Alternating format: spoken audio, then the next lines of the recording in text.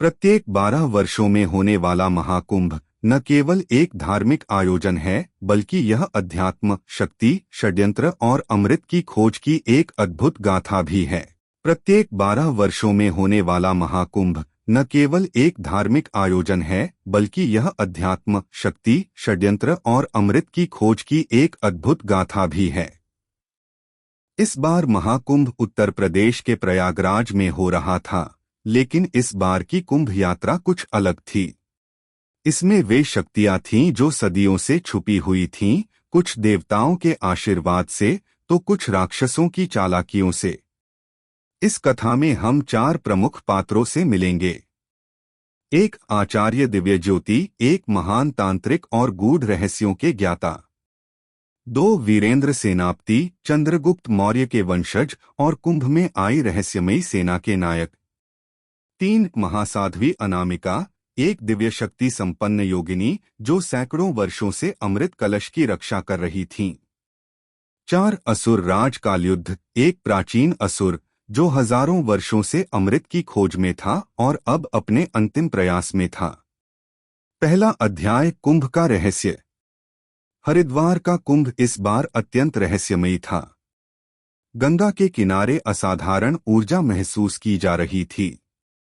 संत महात्मा, साधु, तांत्रिक और राजा महाराजा सब यहाँ एक विशेष कारण से एकत्र हुए थे।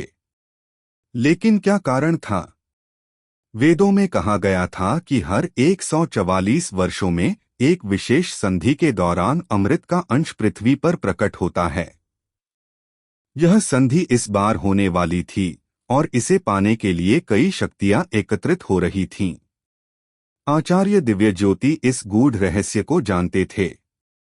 वे जानते थे कि अगर यह अमृत सही हाथों में गया तो विश्व का कल्याण होगा, लेकिन अगर यह गलत हाथों में गया तो तबाही अवश्यंभावी थी। दूसरा अध्याय, वीरेंद्र की यात्रा।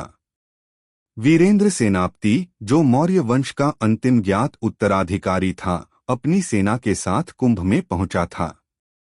उसे अपने पूर्वजों से यह जानकारी मिली थी कि कुंभ के दौरान अमृत का एक अंश प्रकट होगा और इसकी रक्षा करना उसका धर्म था। लेकिन वीरेंद्र के आगमन के साथ ही एक और शक्ति सक्रिय हो गई, असुर राज कालयुद्ध। तीसरा अध्याय, महासाध्वी अनामिका की भविष्यवाणी। महासाध्वी अनामिका एक दिव्य आत्मा थीं।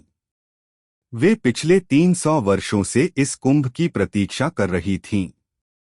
उन्होंने भविष्यवाणी की थी, जब 3 शक्तियां मिलेंगी तब अमृत प्रकट होगा। लेकिन यदि वह अधर्मियों के हाथ लगा तो पृथ्वी विनाश की ओर बढ़ जाएगी। इस भविष्यवाणी को सुनकर सभी संत और राजाओं में हलचल मच गई। कौन थी ये 3 शक्तियां? चौथा अध्याय, असुर राज कालयुद्ध का षड्यंत्र।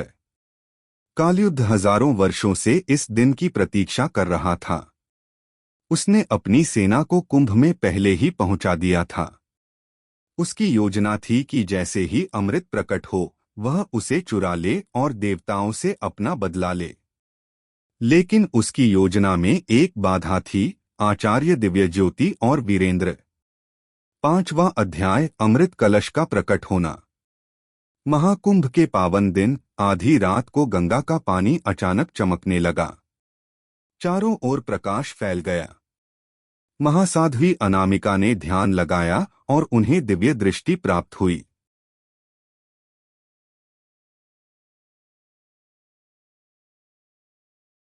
और उसी क्षण कालयुद्ध ने हमला कर दिया। छठा अध्याय, धर्म और अधर्म का महासंग्राम। कुंभ नगरी रणभूमि में बदल गई। वीरेंद्र की सेना और कालयुद्ध की असुर सेना में भीषण युद्ध हुआ। मंत्रों का उच्चारण होने लगा, तंत्र शक्तियां जागृत होने लगीं और गंगा किनारे युद्ध की गर्जना गूंज उठी। वीरेंद्र ने अपने पुरखों की तलवार उठाई और असुरों से लोहा लिया। आचार्य दिव्यज्योति ने अपनी मंत्र शक्तियों से असुरों को रोकने का प्रयास किया। 7वां अध्याय, महासाध्वी की बलिदान। जब कालयुद्ध ने अमृत कलश की ओर छलांग लगाई, तभी महासाध्वी अनामिका उसके सामने आ खड़ी हुई। उन्होंने अपनी दिव्य शक्ति से कालयुद्ध को रोकने का प्रयास किया, लेकिन असुर बहुत शक्तिशाली था। महासाध्वी ने एक अंतिम मंत्र बोला और स्वयं को बलिदान कर दिया, जिससे अमृत कलश गायब हो गया।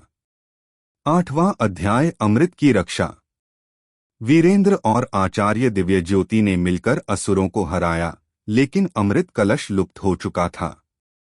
तब एक दिव्य स्वर गूंजा, अमृत केवल उन्हीं को मिलेगा जो धर्म और सत्य के मार्ग पर चलेंगे। महाकुंभ समाप्त हो चुका था, लेकिन रहस्य अभी भी जीवित था।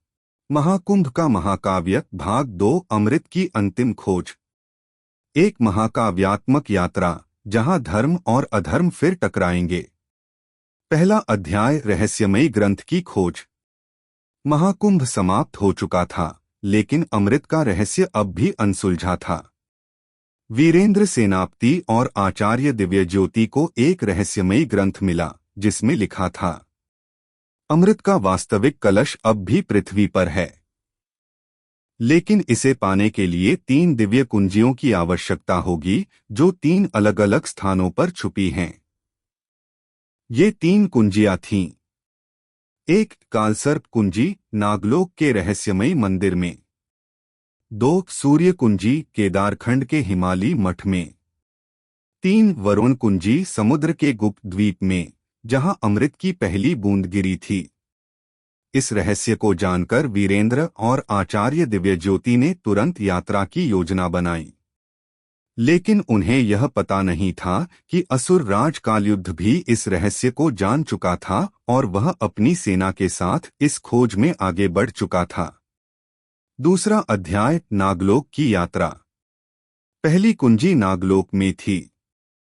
नागराज वासुकी के मंदिर में एक प्राचीन ग्रंथ में लिखा था कि यह कुंजी केवल उन्हीं को प्राप्त होगी जो भय से मुक्त होंगे। वीरेंद्र और आचार्य दिव्यज्योति जैसे ही नागलोक पहुंचे, उन्हें विशाल सर्पों ने घेर लिया। लेकिन आचार्य ने एक विशेष मंत्र का उच्चारण किया, जिससे नागराज प्रकट हुए। जो सच्चे धर्म योद्धा हैं, वे ही इस कुंजी के योग्य हैं, नागराज वासुकी ने कहा। वीरेंद्र ने अपना धर्म बल दिखाया और कालसर्प कुंजी प्राप्त कर ली। लेकिन ठीक उसी समय कालयुद्ध के दूतों ने उन पर हमला कर दिया। भीषण युद्ध हुआ, लेकिन वीरेंद्र की तलवार और आचार्य के मंत्रों की शक्ति के सामने असुर सेना टिक नहीं सकी। वे नागलोक से सफलतापूर्वक निकल गए। तीसरा अध्याय, हिमालयी मठ की चुनौती। दूसरी कुंजी केदारखंड में थी, जहां महान योगियों ने अमृत का रहस्य छुपा रखा था। वीरेंद्र और आचार्य जब वहां पहुंचे तो मठ के द्वार बंद थे। यह कुंजी केवल वही प्राप्त कर सकता है जो सूर्यदेव की अग्नि परीक्षा पास करेगा। यह सुनकर वीरेंद्र ध्यान में बैठ गए। अचानक चारों ओर अग्नि की लपटें उठने लगीं। यह एक आध्यात्मिक अग्नि थी जो केवल उन्हीं को छू सकती थी जो सच्चे थे। वीरेंद्र ने अपनी आत्मा की शुद्धता से अग्नि परीक्षा पास कर ली और सूर्य कुंजी प्राप्त कर ली। लेकिन तभी कालयुद्ध की सेना फिर से उन पर हमला कर देती है। भीषण युद्ध के बाद वीरेंद्र और आचार्य वहां से निकलने में सफल रहे, लेकिन उन्हें पता चला कि कालयुद्ध पहले ही तीसरी कुंजी की ओर बढ़ चुका था। चौथा अध्याय, समुद्र का गुप्त द्वीप। तीसरी कुंजी समुद्र के एक रहस्यमयी द्वीप में थी, जहां पर अमृत की पहली बूंद गिरी थी। यह स्थान अब तक किसी भी मनुष्य के लिए अज्ञात था। वीरेंद्र और आचार्य ने महासाधुओं की मदद से समुद्र को पार किया और वहां पहुंचे। लेकिन जब वे वहां पहुंचे तो देखा कि कालयुद्ध पहले से ही वहां था और उसने वरुण कुंजी प्राप्त कर ली थी। कालयुद्ध अब तीनों कुंजियों को जोड़कर अमृत का रहस्य खोल सकता था। पांचवां अध्याय, अंतिम संग्राम। कालयुद्ध ने तीनों कुंजियों का उपयोग कर अमृत कलश को प्रकट कर दिया। जैसे ही वह उसे छूने वाला था, वीरेंद्र और आचार्य वहां पहुंच गए। तू अमृत को छू नहीं सकता, कालयुद्ध। यह केवल धर्मात्माओं के लिए है, आचार्य दिव्यज्योति गरजे। धर्म और अधर्म का निर्णय अब इस रणभूमि में होगा, कालयुद्ध दहाड़ा। फिर शुरू हुआ महाकाल का अंतिम संग्राम। वीरेंद्र और कालयुद्ध के बीच महायुद्ध हुआ। तलवारें टकराईं, तंत्र मंत्रों का प्रभाव चारों ओर फैलने लगा। लेकिन जैसे ही कालयुद्ध ने अमृत को छूने का प्रयास किया, आसमान में एक दिव्य शक्ति प्रकट हुई। यह महासाध्वी अनामिका की आत्मा थी। असुर, तेरी अधर्म यात्रा अब समाप्त होगी। उन्होंने अपने अंतिम दिव्य मंत्र से कालयुद्ध को परास्त कर दिया और अमृत को पुनः अदृश्य कर दिया। छठा अध्याय, अमृत का अंतिम निर्णय। आकाश से एक दिव्य स्वर गूंजा, अमृत का रहस्य केवल योग्य व्यक्ति को मिलेगा। वीरेंद्र, तू धर्म का सच्चा रक्षक है। और तभी अमृत की एक छोटी बूंद प्रकट हुई जो वीरेंद्र को प्रदान की गई। लेकिन वीरेंद्र ने उसे स्वयं ग्रहण करने के बजाय गंगा में प्रवाहित कर दिया ताकि वह संपूर्ण मानवता को आशीर्वाद दे सके। उपसंहार, धर्म की विजय। कालयुद्ध की मृत्यु हो चुकी थी। आचार्य दिव्य ज्योति ने संसार को पुनः संतुलित किया। वीरेंद्र को धर्म रक्षक की उपाधि मिली और वह भारत को सच्चे न्याय के मार्ग पर ले जाने के लिए तत्पर हुआ। महाकुंभ समाप्त हो चुका था, लेकिन अमृत का रहस्य अब भी जीवित था, सिर्फ उन लोगों के लिए जो सच्चे धर्मपथ पर चलेंगे। महाकुंभ का महाकाव्य भाग 3, अमृत का उत्तराधिकारी। एक महाकाव्यात्मक यात्रा जो अमृत के नए रहस्य को उजागर करेगी। पहला अध्याय, रहस्यमयी भविष्यवाणी। महाकुंभ समाप्त हो चुका था। वीरेंद्र ने अमृत की एक बूंद गंगा में प्रवाहित कर दी थी, लेकिन उसे यह नहीं पता था कि इस अमृत ने एक नया चमत्कार कर दिया था। गंगा के पवित्र जल में अमृत मिलते ही एक दिव्य आभा उत्पन्न हुई और उसी क्षण ब्रह्मा ऋषि अगस्त्य के मंदिर में एक गूढ़ भविष्यवाणी प्रकट हुई। अमृत की शक्ति अब धरती पर एक नए उत्तराधिकारी को चुनेगी। वह होगा सृष्टि का रक्षक जो धर्म और अधर्म की अंतिम लड़ाई का नेतृत्व करेगा। लेकिन उसे खोजने के लिए 3 दिव्य परीक्षणों से गुजरना होगा। आचार्य दिव्य ज्योति और वीरेंद्र इस भविष्यवाणी को सुनकर चौंक गए। कौन होगा यह उत्तराधिकारी? और क्या असुर शक्तियां इसे प्राप्त करने का प्रयास करेंगी? दूसरा अध्याय, नया संकट, असुरों का पुनरुत्थान। कालयुद्ध के नाश के बाद सभी को लगा कि असुरों की शक्ति समाप्त हो गई है। लेकिन उन्हें यह नहीं पता था कि कालयुद्ध की मृत्यु के ठीक पहले उसने एक गुप्त योजना बना ली थी। उसके पुत्र महासुर कालनेमी ने एक बार फिर असुरों की शक्ति को जागृत कर दिया था। उसने कालयुद्ध की आत्मा को एक रहस्यमयी तंत्र विधि से पुनर्जीवित करने की योजना बनाई। कालनेमी को पता था कि अमृत का उत्तराधिकारी यदि जागृत हुआ तो असुरों का अंत निश्चित था। इसलिए वह हर हाल में उसे खोजकर समाप्त करना चाहता था। तीसरा अध्याय, अमृत के उत्तराधिकारी की खोज। आचार्य दिव्य ज्योति और वीरेंद्र को गंगा किनारे एक दिव्य संकेत मिला। एक साधु ने बताया कि अमृत की शक्ति अब एक मानव शरीर में प्रवेश कर चुकी है। वह कोई साधारण मनुष्य नहीं, बल्कि साक्षात नारायण की शक्ति से युक्त होगा। उसे खोजो उससे पहले कि असुर उसे नष्ट कर दें, साधु ने कहा। लेकिन समस्या यह थी कि इस उत्तराधिकारी को पहचानना बहुत कठिन था। उसे केवल 3 दिव्य परीक्षणों के बाद पहचाना जा सकता था। एक, जल परीक्षा, वह व्यक्ति जो गंगा के जल को स्पर्श करते ही उसमें दिव्य आभा उत्पन्न करेगा। 2, अग्नि परीक्षा, जो अग्नि के संपर्क में आने के बावजूद अडिग रहेगा। 3, माया परीक्षा, जो असुरों की माया को तोड़ सकेगा। अब वीरेंद्र और आचार्य को इस उत्तराधिकारी को खोजने के लिए निकलना था, लेकिन समय कम था। चौथा अध्याय, पहला संकेत, गंगा का चमत्कार। हरिद्वार के एक गांव में एक युवा बालक आर्यन के बारे में चर्चाएं होने लगीं। कहा जाता था कि जब वह गंगा में स्नान करने गया तो जल अचानक चमकने लगा। आचार्य दिव्य ज्योति को समझ आ गया कि यह कोई साधारण बालक नहीं है। लेकिन क्या वह सच में अमृत का उत्तराधिकारी था? यह पता लगाने के लिए उसे 3 दिव्य परीक्षणों से गुजरना था। 5वां अध्याय, पहला परीक्षण, जल परीक्षा। वीरेंद्र और आचार्य ने आर्यन को गंगा में स्नान करने के लिए कहा। जैसे ही उसने गंगा को छुआ, जल में अद्भुत ज्योति प्रकट हुई। यह संकेत था कि आर्यन में अमृत की शक्ति थी। लेकिन तभी असुरों ने हमला कर दिया। कालनेमी को यह पता चल गया था कि अमृत का उत्तराधिकारी मिल चुका है। उसने अपनी सेना के साथ गंगा किनारे हमला कर दिया। भीषण युद्ध हुआ, लेकिन वीरेंद्र और आचार्य ने असुरों को हराकर आर्यन को सुरक्षित बचा लिया। अब समय था दूसरे परीक्षण का।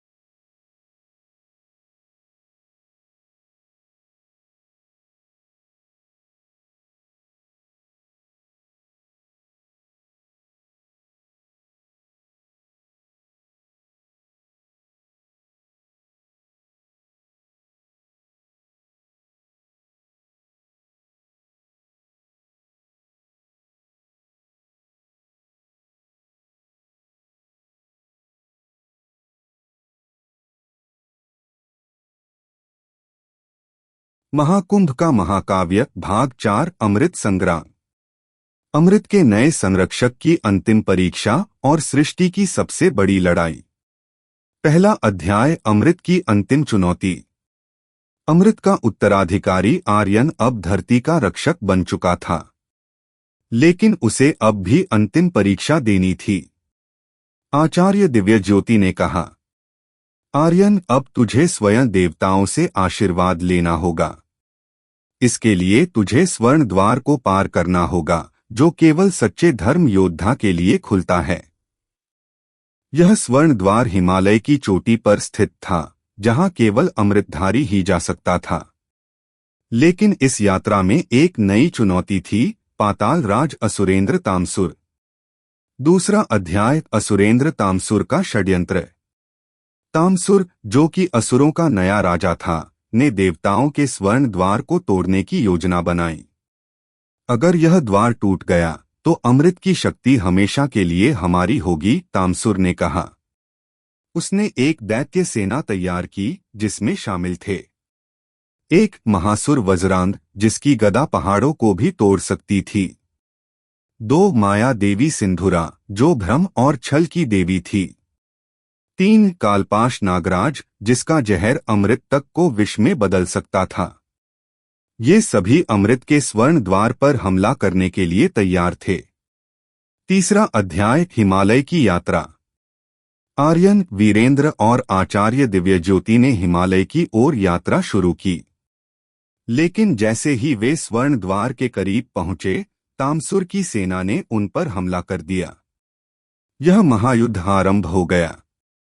वीरेंद्र ने महासुर वज्रांग से युद्ध किया और उसकी गदा को अपने दिव्य खड्ग से नष्ट कर दिया।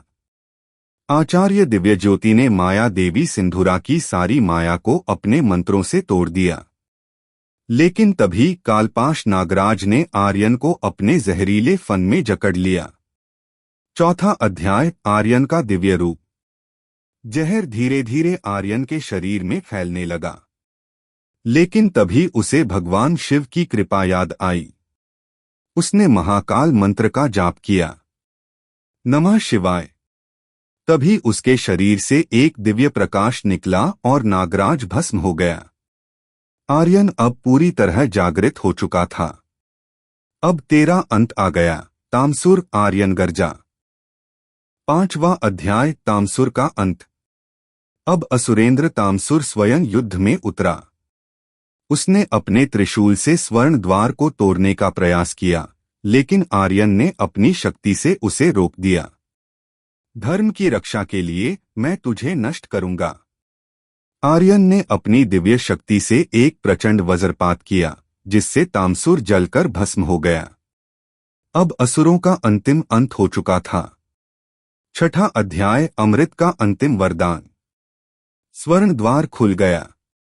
भगवान विष्णु स्वयं प्रकट हुए और उन्होंने आर्यन को आशीर्वाद दिया, अब से तू अमृत का अनंत संरक्षक होगा। जब भी धरती पर संकट आएगा, तू धर्म की रक्षा करेगा। आचार्य दिव्यज्योति और वीरेंद्र ने सिर झुका लिया।